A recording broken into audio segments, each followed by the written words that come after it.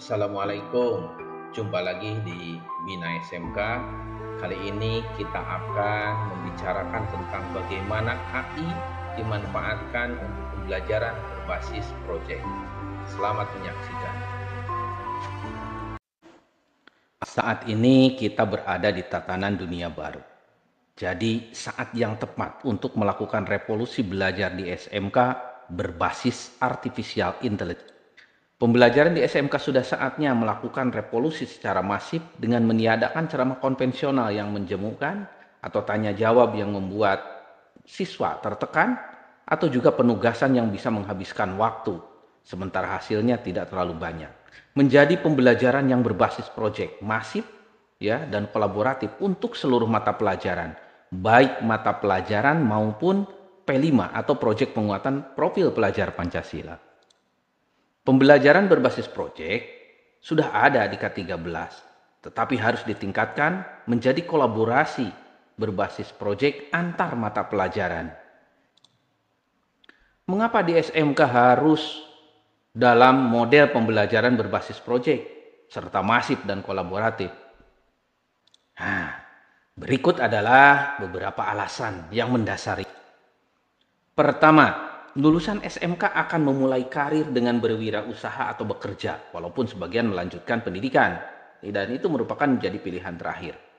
Dalam berwirausaha, kreativitas, inovasi, pola pikir yang higher order thinking school itu sangat diperlukan sekali.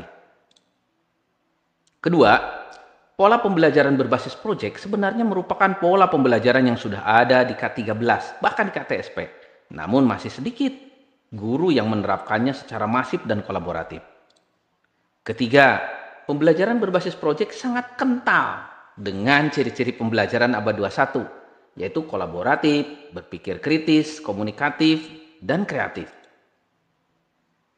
Semua kegiatan 4C melekat pada pembelajaran berbasis.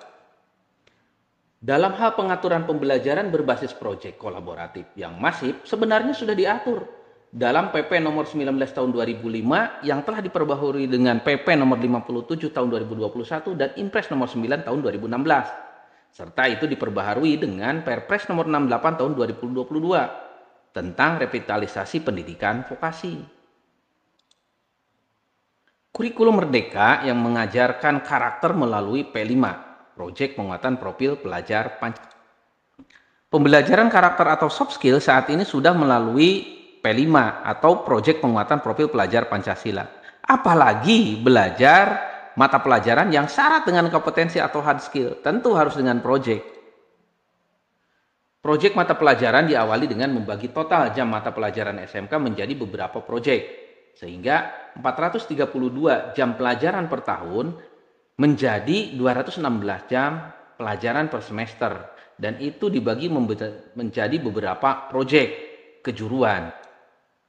Jika suatu proyek yang dikerjakan oleh siswa SMK dapat melibatkan guru umum, maka guru mapel umum tersebut dapat diikutsertakan dengan memberikan sebagian jam pelajaran dan menjadi jam tambahan untuk proyek tersebut.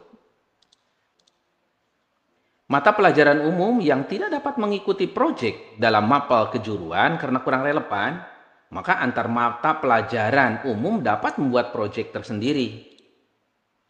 Misal, guru PABP atau PAI kalau dulu ya, tidak terkait dengan proyek kejuruan, maka membuat proyek Asmaul Husna misalnya, yang salah satunya adalah Ar-Rahman, Sang Pengasih.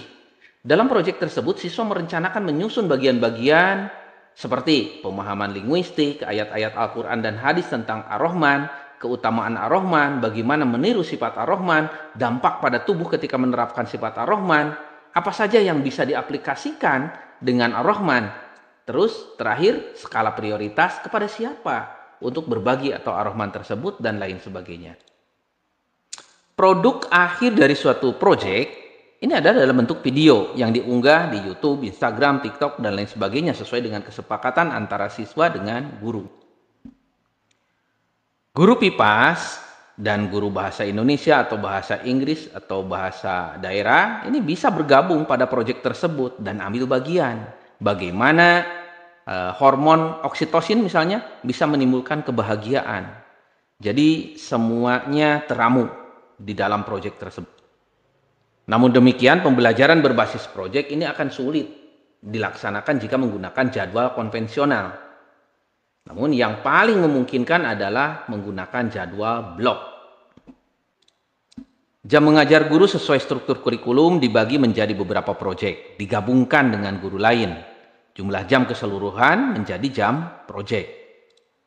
Di setiap rentang sel dalam jadwal blok, ditautkan dengan rencana proyek guru sebagai bahan ajar bagi peserta didik. Saat ini setiap siswa difasilitasi oleh Kemdikbud untuk mendapatkan akun belajar.id yang sebenarnya kapasitasnya luar biasa besar. Akun ini dapat digunakan untuk membuat portofolio peserta didik melalui site.google.com sehingga pada ujungnya tidak perlu lagi penilaian tengah semester, akhir semester ya karena digantikan oleh portofolio tadi. Guru mata pelajaran mengumpulkan tautan portofolio peserta didik bisa di Padlet, Wakelet, atau Linktree dan sebagainya. Saat ini artificial intelligence sedang booming nih di tahun 2023 ini. Sudah harus dimanfaatkan secara maksimal dalam pembelajaran berbasis proyek.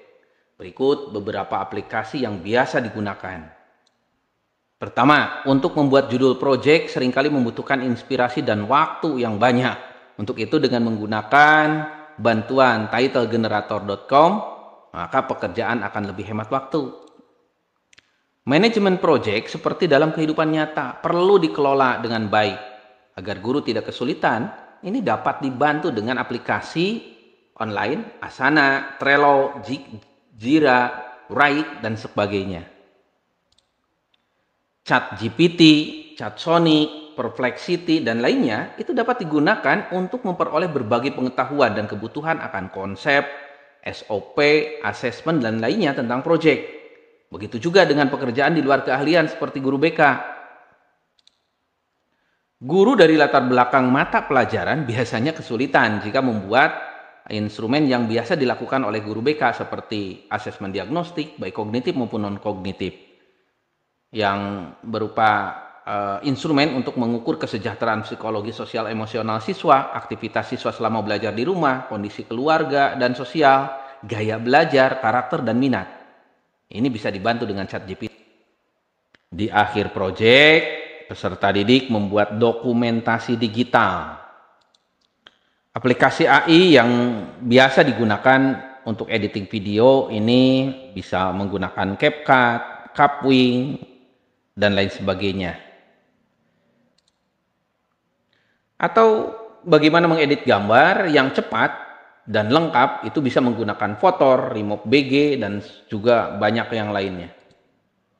Membuat teks menjadi gambar itu bisa dibantu dengan menggunakan Clip Drop. Sementara text to speech ya bisa menggunakan Prosa AI berbayar yang paling murah 30.000, Pictory.ai, dan yang lainnya. Rekan-rekan sekalian, semua yang terkait dengan AI ini sudah saya rangkum di dalam peta konsep dan bisa dibuka di s.id/AI Pro. A-nya kapital juga P-nya kapital. Lainnya kecil. Namun sebenarnya ada cara yang paling mudah untuk memperoleh video dengan cepat, yaitu dengan memberikan kata kunci ke aplikasi reader.me. Nah, hasilnya kemudian dimasukkan ke studio.di-id.com. Nah, lalu dilengkapi di Canva dengan intro dan outro gitu, dan bisa diedit di CapCut. Terakhir ya diunggah di YouTube.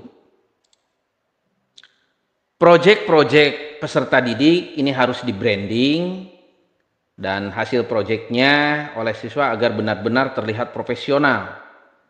Nah, di dalam branding ini ada logo, lagu, slogan, dan moto. Dengan bantuan Canva, bisa menyusun rangkaian video instan dan mengedit dengan menggunakan CapCut secara online. Baik, demikian sekilas revolusi pembelajaran berbasis proyek dengan bantuan artificial intelligence di era saat ini. Memang semua terkesan instan dan cepat, tetapi jika tidak mengikuti zaman, era digital ini, maka guru akan terpuruk karena membawa peserta didik ke masa lampau.